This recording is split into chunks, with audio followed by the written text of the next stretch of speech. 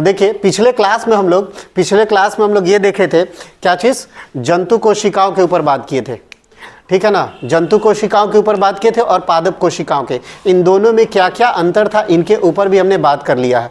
लेकिन आज के इस क्लास में जंतु कोशिका और पादप कोशिका में अंतर को तो नहीं देखेंगे, लेकिन आज हम लोग इस क्लास में ये देखेंगे कि जो कोशिका है आखिरकार उनकी जो संरचना कैसे है, यानी कि कोशिकाएं किन किन अंगों से मिलकर बनी है, उनके कई सारे भाग होते हैं कोशिकाओं को अब देखेंगे। तो देखिए ध्यान से सुनिएगा कि यदि एक सेल को पढ़ा जाए, एक सेल को पढ़ने के लिए आप एक बार में सभी कोशिकाओं के अंगों को नहीं पढ़ सकते। यदि आप एक बार में सभी अंगों को पढ़ने जाएंगे तो होगा क्या कि आप एक अंग को पढ़ेंगे और दूसरे भाग उनके भूल जाएंगे, मतलब एक पार्ट को पढ़ेंगे दूसरे भाग क्या हो जाएगा, भूल जाएंगे। इसीलिए कोशिकाओं की हम क्या करेंगे, कोशिकाओं के उनके वर्ग बना के चलेंगे कि भाई उनके है ना बांट के चलेंगे और तब इनका अध्ययन करेंगे। समझ में आ रहा ना, क्योंकि एक तो कोशिकाओं के कई सारे अंग और सारे अंगों को जब पढ़ने शुरू करेंगे तो एक बार में सभी को तो हम कर ही नहीं सकते हैं। इसीलिए हमें क्या करना पड़ेगा, इसीलिए हमें कोशिकाओं को उनके भाग बना के चलना पड़ेगा कि भाई कोशिकाओं के पहले भाग में क्या पढ़ना है, कोशिकाओं के दूसरे भाग में क्या पढ़ना है और कोशिकाओं के तीसरे भाग में क्या पढ़ना है। तो पहले भाग में यदि देखा जाए तो कोशिकाओं की बात करेंगे हम, तो एक सेल की बात करेंगे तो एक सेल के 3 भाग, कितने भाग, 3 भाग। चीजें समझ में आ रहा ना, एक कोशिकाओं के कितने भाग, 3 है ना, 3 मुख्य भागों की में बांट के चलेंगे। सबसे पहले यदि देखा जाए तो कोशिकाओं के 3 जो मुख्य भाग है उनका जो सबसे पहला क्या होगा, कोशिकाओं का बाहरी भाग पढ़ेंगे, ठीक है, कोशिकाओं का बाहरी भाग। उसके बाद बाहरी जब खत्म हो जाएगा हम लोगों को, तब हम लोग कोशिका के भीतर अंदर प्रवेश करेंगे, ठीक है ना, कोशिका के भीतर प्रवेश करेंगे कि भाई उस कोशिका के भीतर क्या क्या है, ठीक है। तो उनके जो भीतरी भाग है यानी कि कोशिका द्रव के ऊपर बात करेंगे। भी कोशिका के भीतर क्या पाई जाती है, तो कोशिका द्रव पाई जाती है। जैसे कि आप देखो एक पोखर में क्या मिलेगा आपको, तो पोखर में सबसे पहले तो आपको पोखर का किनारा मिल जाएगा। उसके बाद आप देखोगे तो अंदर क्या मिलेगी, आपको जल मिलेंगे, है ना, और जल के भी भीतर आप प्रवेश करोगे तो अब आपको क्या मिलेगी, तो उनमें छोटी बड़ी मछलियां आपको मिलेंगी, यही तो मिलेगा ना। तो एक पोखर को आप जिस तरह से आप 3 मुख्य भागों में बांट के चल रहे हो कि एक तो सबसे पहले पोखर का किनारा, दूसरा उसमें दूसरा भाग कौन हो जाएगा, तो पोखर का जल, और तीसरा भाग उनका क्या हो जाएगा, जल में रहने वाले छोटे छोटे उनके छोटे छोटे क्या चीज़, जलीय जीव, यही ना होगा। उसी तरह से एक कोशिकाओं की बात करेंगे तो जिस तरह से पोखर की बाहरी आवरण है उसी तरह से हम लोग उनकी क्या करेंगे, कोशिकाओं की बाहरी आवरण को हम लोग देखेंगे कि भाई कोशिका की बाहरी आवरण कौन सी है। चीजें समझ में आया, क्या इतनी बातें क्लियर हुई। अब उसके बाद जब कोशिका की बाहरी आवरण जब खत्म हो जाएंगे तब उनके अब हम लोग अंदर प्रवेश करेंगे, तब मिलेंगी, जैसे पोखर के बाहरी आवरण के बाद हमें पोखर के भीतर जल मिलती है, उसी तरह से कोशिका की बाहरी आवरण के बाद हम जब अंदर प्रवेश करेंगे तो हमें भी पोखर में जिस तरह से जल थे उसी तरह से यहाँ पे भी एक द्रव पाई जाएगी जिसे हम लोग क्या बोलेंगे, कोशिका द्रव। नहीं समझे, वो पोखर के द्रव थे लेकिन ये किसके द्रव मिलेंगे, कोशिका के द्रव, ठीक है। तो इनमें भी आपको द्रव मिलेगी। और जिस तरह से द्रव के भीतर जब जाते हैं तो हमें मिलते हैं, पोखर के भीतर जब हम जल में प्रवेश करते हैं तो वहाँ पे छोटी छोटी जलीय जीव मिलती है, लेकिन यहाँ छोटी छोटी जलीय जीव नहीं मिलेंगी, है ना, क्या मिलेंगी, उस कोशिका द्रव में पाए जाने वाले क्या मिलेंगी, कोशिका के अंग, क्या मिलेंगी, कोशिका के अंग। चीजें समझ में आ रहा ना, तो उनके ऊपर बात करेंगे। जब ये खत्म हो जाएंगी तब हम लोग, है ना, तब हम लोग उस कोशिका के और भी भीतर देखेंगे क्या क्या चीजें हैं, जैसे कोशिका का अंग है और उस कोशिका के सारे अंगों को नियंत्रण करना, कंट्रोल करना कि भाई कब भोजन बनना है, कब भोजन नहीं बनना है, ठीक है ना, कब कितना भोजन खाना है, कब कितना नहीं खाना है, कब कोशिका को आराम देना है, कब नहीं आराम देना है, कब कोशिका का विभाजन करना है, कब नहीं करना है, कब फूलों का रंग आएगा, कब फल बनेंगे, ये सारी की सारी कोशिका ही डिसाइड कर रही है। तो इस बात को समझो, ये सबको सब कंट्रोल कौन करेंगी, तो कोशिका का ब्रेन यानी कि कोशिका का केंद्रक कौन करेंगी, कोशिका का केंद्रक। चीजें समझ में ना, यानी कि कोशिकाओं को पढ़ने के लिए हमें कोशिकाओं को एक भाग में नहीं बल्कि कोशिकाओं को हम लोगों को 3 भागों में बांट के चलना पड़ेगा। सबसे पहले क्या चीज, कोशिकाओं की बाहरी आवरण, नहीं समझे? कौन सा आवरण? कोशिकाओं की बाहरी आवरण। और कोशिकाओं की जो बाहरी आवरण होगा, और ये कोशिकाओं की बाहरी आवरण भी कितने तरह की? दो तरह की। एक कौन सा? कोशिका भित्ति, और दूसरा आपको पता है ना कि कोशिका भित्ति किस में पाई जाती है? पादप कोशिका में। और वही कोशिका झिल्ली की बात करेंगे तो ये किस में पाई जाएगी? और पादप दोनों में पाया जाता है। ये दोनों में मिलेंगी, ये आपको दोनों में मिल जाएगा। किस में? जंतु में भी और पादप में भी। लेकिन ये किस में मिलेगी? केवल एक ही में, वो भी कौन? पादप कोशिका। चीजें समझ में आया? तो कोशिका भित्ति केवल और केवल पादप कोशिका में पाई जाएंगी, लेकिन कोशिका झिल्ली ये केवल और केवल किस में मिलेंगी? ये किस में मिलेंगी? जंतु कोशिका और पादप कोशिका दोनों में पाई जाएगी। क्या इतनी बातें क्लियर हुई? चीजें समझ में आया?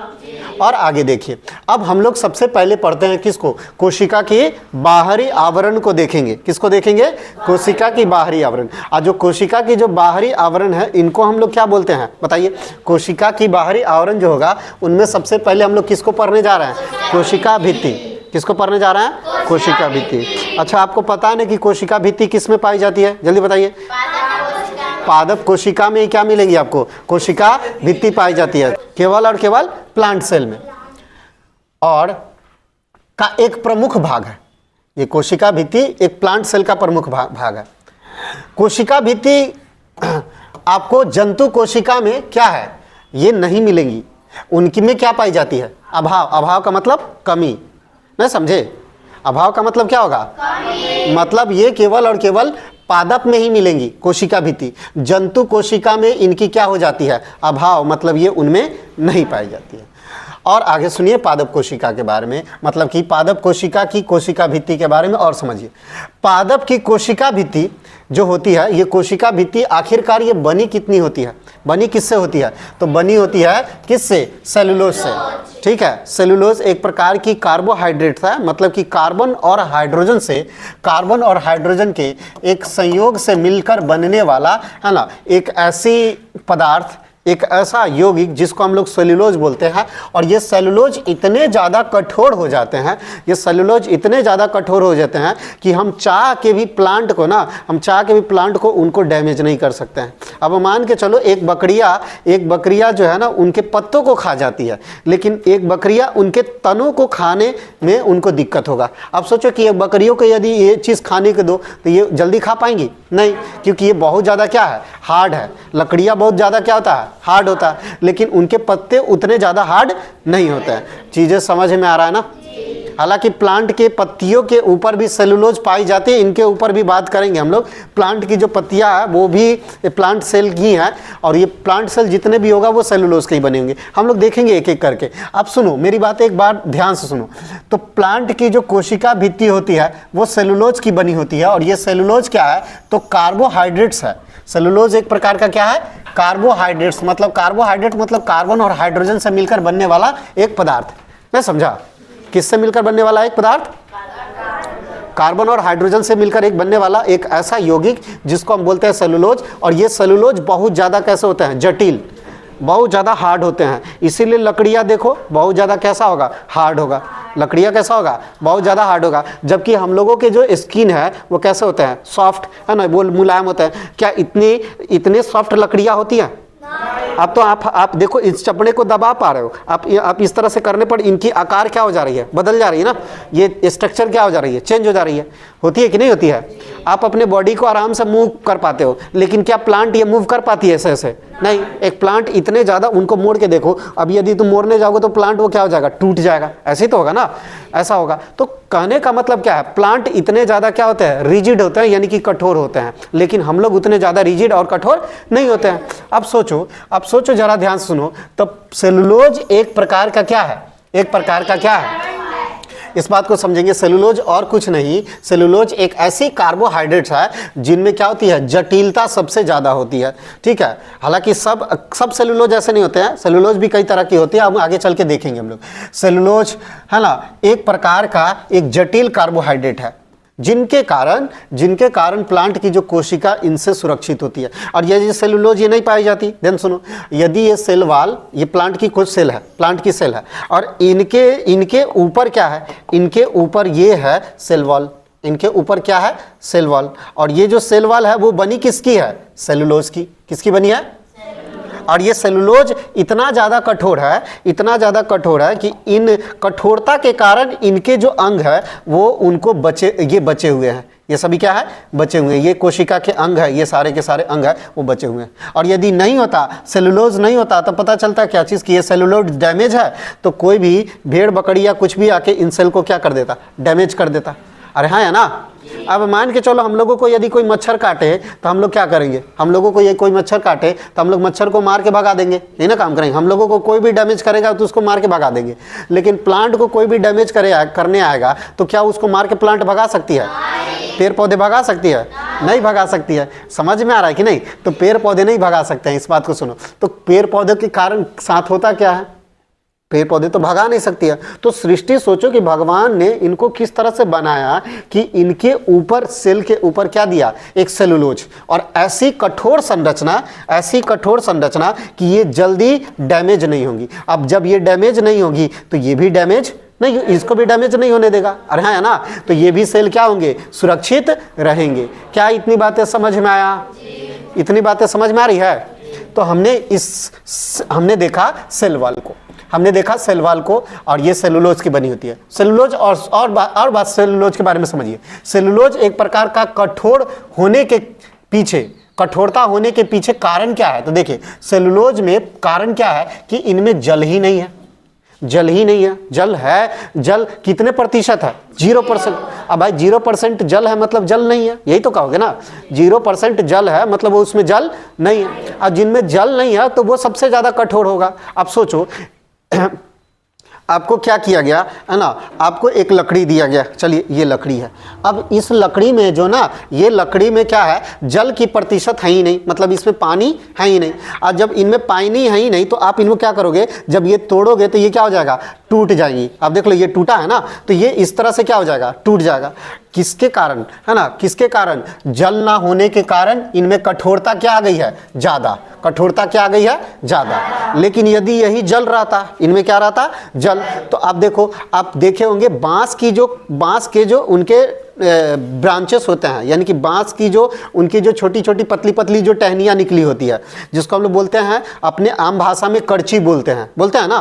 तो उस करची को क्या करते हैं आप क्या करो, बांस को क्या करो, लभाओ, तो वो इस तरह से क्या हो जाता है, टेढ़ा हो जाता है ना। बांस इस तरह से क्या हो जाएगा, टेढ़ा। लेकिन आप इनको लभा के देखो, क्या इस तरह से वो बांस की तरह ये टेढ़ा होगा? नहीं, आप ये बांस की तरह टेढ़ा नहीं होगा। जबकि आप इनके साथ जबरदस्ती करोगे तो ये क्या हो जाएगा, टूट जाएगा। यही तो होगा ना। तो कारण क्या है, कारण है कि ये चीज़ कि ये इतने ज़्यादा क्या हो चुके हैं, कठोर, इतने ज़्यादा कठोर हो चुके हैं कि आप इनको चाह के भी यदि आप इनको मोड़ना चाहो तो ये क्या होंगी, ये मुड़ नहीं पाएंगी। तो रिजिडिटी इनमें ज़्यादा आ जाता है। रिजिडिटी यानी कि कठोरता इनमें क्या हो जाती है, ज़्यादा, मजबूती, शक्ति ज़्यादा आ जाती है। किसके कारण? सेलुलोज में जल ना होने के कारण। चीज़ें समझ में आया? तो कठोरता का राज जान गया ना, इनके लकड़ियों का सख्त होने का राज जान गया ना क्या है? क्यों? क्योंकि इनमें सेलुलोज होती है और सेलुलोज में जल होते ही नहीं है, जिनके कारण ये क्या हो जाती है, कठोर बन जाती है। और सुनो, मानव की जो शरीर होती है, हम लोगों के जो शरीर होती है, हम लोगों के जो बॉडी है, ये सारी की सारी बॉडी जितने भी देख रहे हैं, या फिर ये उंगलियां देख रहा है या स्किन देख रहा है, कुछ भी आप बॉडी के ऑर्गन्स देख लो, तो सारी ऑर्गन्स जो है ना, इनमें शरीर की कोशिकाओं में आपको क्या मिलेगी, सेलुलोज है ना, नहीं मिलती है। इनमें सेलुलोज नहीं मिलती है हम लोगों में। यदि सेलुलोज हम लोगों के भी कोशिका में मिलती तो हम लोग भी प्लांट की तरह क्या हो जाते, बहुत ज़्यादा मजबूत हो जाते। चीज़ें समझ में ना, और प्लांट की तरह मजबूत हो जाते और हमारी बॉडी भी मूव नहीं करती। अब प्लांट एक जगह खड़ा होता है ना, तो उसी तरह से हम लोग भी खड़ा रहते। तो भगवान हम लोगों को इस तरह से नहीं बनाया, हम लोगों को मूवेबल बनाया, यानी कि एक जगह से आप दूसरे जगह पलायन हो सकते हो, जा सकते हो, इस तरह से बनाया। दूसरी बातें समझो, मानव शरीर में क्या होंगी, तो मानव शरीर में, इंसान की बॉडी में ये जो सेलुलोज है वो पचते नहीं है। सेलुलोज ये पचते नहीं है। पुराने समय के जो लोग थे उनमें पचता था। जो जंगली जो इंसान थे, है ना, बात समझ में ना। आप लोग पढ़े होंगे ईयरली मैन, यानी कि आदि मानवों के ऊपर बात किए होंगे, पढ़े होंगे। तो आदि मानव कैसे थे? आदि मानव लोग ऐसे थे जो हरे हरे सब्जियां भी खा लेते थे, है ना, हरे हरे साग सब्जी खा लेते थे, कच्चे कच्चे मांस खा लेते थे। बात समझ में ना। तो ये थे जंगली जंगली, है ना, जीव, या फिर जंगली सजीवों की बात करें। आज भी जंगली सजीव ऐसे हैं जो क्या करती है, कच्चे कच्चे मांस खाते हैं। जैसे कि आप देख लो शेर, वो मांस को पका के नहीं खाती है ना। चीता देख लो, ये भी मांस को पका के नहीं खाते हैं। लेकिन सोचो कि वो मांस को पका के नहीं खा रहा है। और इंसान भी पुराने समय भी ऐसे ही था। मानो आज के मानो हालांकि अलग चीज़ है। हम लोगों को कच्चा मांस दिया जाएगा तो हम लोग इस चीज़ का सेवन करेंगे ही नहीं, करेंगे नहीं करेंगे तो, लेकिन पहले करते थे। हम लोगों के जो पूर्वज थे वो करते थे। तो भाई कच्चे मांस वो खाते थे, तो कच्चे मांस उनमें पच जाते थे। लेकिन वही कच्चे मांस यदि हम लोग खाए तो हम लोगों में पाचन की क्रिया होगा ही नहीं, वो पचेगा ही नहीं। डायरेक्ट हमारे बॉडी से क्या हो जाएगा, बाहर वो अपच होके, मतलब बिना पचे हुए क्या हो जाएगी, बॉडी से बाहर आ जाएगी। तो कारण क्या है? कारण क्या है? तो कारण ये है कि मानव की शरीर की जो पाचन जो तंत्रिका है, यानी कि जो डाइजेस्टिव सिस्टम की बात कर रहे हैं, इसमें इतनी क्षमता नहीं है कि प्लांट सेल को वो पचा दे। मेरी बातें ध्यान सुनो, किसको पचा दे? प्लांट सेल को पचा दे। तो ये रही प्लांट की सेल, ये रही प्लांट की सेल, ठीक है, ये प्लांट की सेल है। अब इस प्लांट के सेल को नहीं पचा सकता। कारण क्या है? तो प्लांट के सेल को नहीं पचा सकता क्योंकि इसमें पाई जा रही कौन सा? सेलुलोज, जो कि किसकी बनी है? कार्बोहाइड्रेट की। नहीं समझा? सेलुलोज किसकी बनी है? कार्बोहाइड्रेट। आज जिनमें जल कितने प्रतिशत है? 0%। आज जब 0% जल है, जिनके कारण ये जल्दी हम पचाने की कोशिश करेंगे तो पचेगा ही नहीं, क्योंकि ये बहुत ज़्यादा क्या होगा, हार्ड। आई बात समझ में? आप यदि आपको लकड़ियाँ खाने के लिए बोला जाए, लकड़ियाँ खाने के लिए बोला जाए तो खा तो लोगे, मान के चलो छोटा छोटा टुकड़ा टुकड़ा करके खा लिया, लेकिन ये पचेंगी नहीं। कारण क्या है? तो कारण ये है कि इनमें जो सेलुलोज है उनमें कितनी प्रतिशत जल है? 0%, जो कि आसानी से इनकी पाचन की क्रिया हो ही नहीं सकती है। इसीलिए तो सोचो कि भाई पुराने जो जानवर थे, या फिर पुराने जानवर बोल रहे हैं, पुराने जो आदि मानव है, भाई वो आदि मानव में ये कैसे पाचन हो जाता था?